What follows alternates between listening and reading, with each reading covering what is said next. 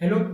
तो इसके पहले वाले लेक्चर में हमने पॉलीफेरा को शुरू कर दिया था, उसके बारे में बेसिक जानकारी पढ़ ली थी, कहाँ पाया जाता है।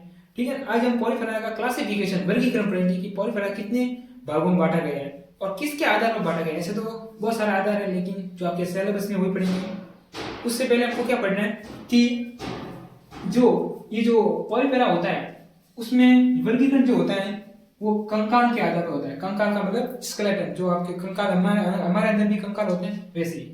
तो इनमें कंकाल कैसा होता है, आपने जब पॉलीफेरा, इससे पहले वाले जो वीडियो मैंने बताया था कि जो पॉलीफेरा है वो जंतु ऐसे बेलनाकार होते हैं और ये समुद्र में पाए जाते हैं। ठीक है, ये साइपा हो गया, इसको जैसे ये साइपा का एग्जाम्पल ले लो। तो ये स्थानबद्ध होते हैं, एक ही जगह पर होते हैं, लेकिन ये जगह पर एकदम स्थिर रहते हैं। इसका मतलब ऐसे ऐसा नहीं कि ये इसमें हवा के पानी के साथ ये बह गए। तो ये किसके कारण एक जगह पर स्थिर रहते हैं, इसमें कंकाल पाए जाते हैं। इनमें कंकाल हमारे जैसा नहीं होता थोड़ा, तो इसमें कैसा होता है देखो।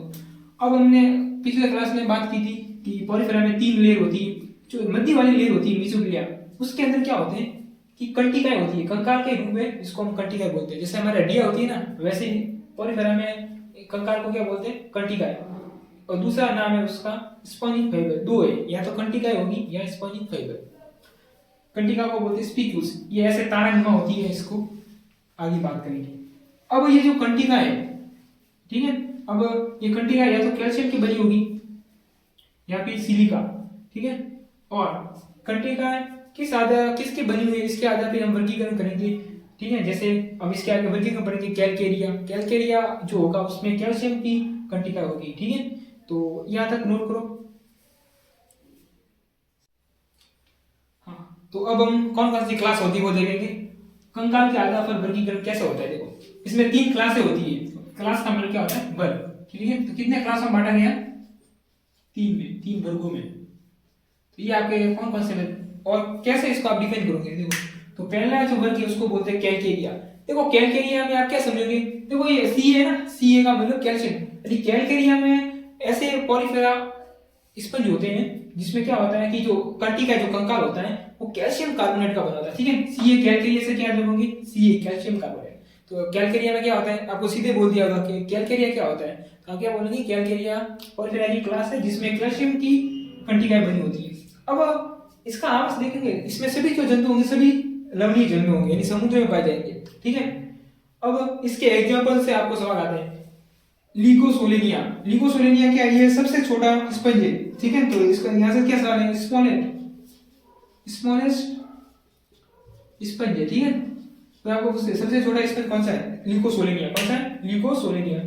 अब ये साइकॉन और साइफा, ठीक है, साइकॉन साइफा इसको बोलते हैं अनस्पंज। ये भी किसका एग्जांपल है, कैलकेरिया। अब इसके बाद वाली जो क्लास है उसको बोलते हैं हेक्सेटिनिलिडा। क्या बोलते हैं, हेक्सेटिनिलिडा। अब इसमें देखो, इसमें फर्क क्या है, इसमें जो आपके जो कंकाल होगा उसमें जो कंटिका होगी वो सिलिका की बनी होगी। सिलिका आपको पता है 14 नंबर पे आता है, सिलिकन, वही सिलिका है। ठीक है, तो सिलिका की बनी होती है। और जो कंटिका होगी उसमें 6 रे होती है। 6 रे का मतलब जो होता है कि जैसे कि ये जो कांटे टाइप में कंकाल होगा, इसमें 1 2 3 4 5 6 ऐसे रे निकली होगी, तो क्या आपको बोलेंगे कि एक्से।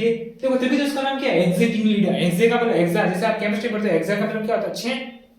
तो इसलिए इस क्लास का नाम हेक्सेटिनिलिडा है। यानी हेक्सा का मतलब 6 रे होती है और वो किससे बनी होती है, सिलिका की। नाम से समझ लेना, हेक्सा का मतलब 6 होगी, कितनी होगी, 6। अब इसमें भी सभी जंतु हैं जो लवणीय जंतु होते हैं। अब यहाँ पे जो इंपॉर्टेंट है वो है यूप्लेक्टेला। ये बहुत इंपॉर्टेंट है, यूप्लेक्टेला।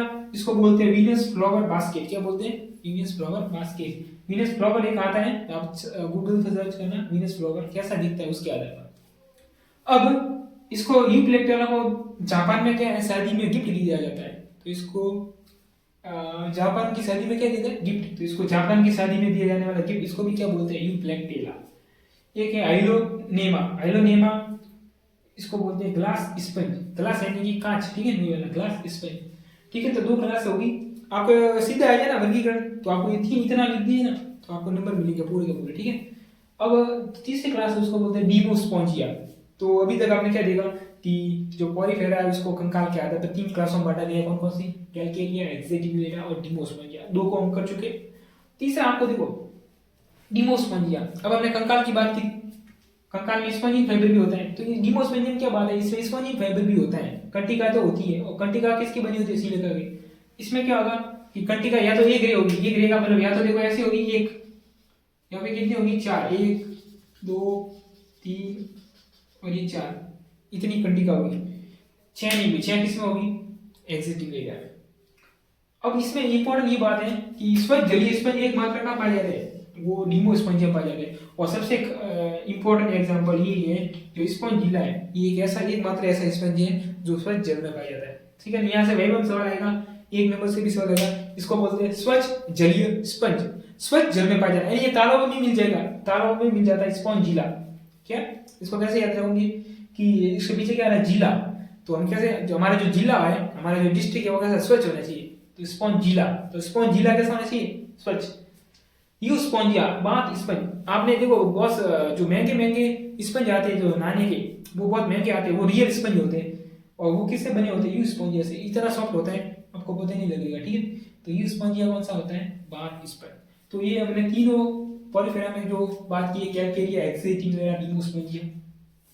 अब इसके बाद एक नाल तंत्र, जो पॉलीफेरा की विशेषता है, कैनाल सिस्टम, उसके टाइप पढ़ते हैं, एस्कॉन टाइप, साइकोन टाइप, बरोगुन टाइप। ठीक है, तो वो नाल तंत्र के प्रकार भी इसमें एक एक पॉइंट लिख सकते हो, लेकिन वो अभी मैं नहीं लिख रहा क्योंकि नाल तंत्र मैंने पढ़ा नहीं कितने प्रकार का होता है।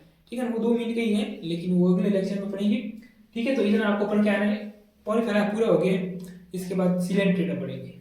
धन्यवाद।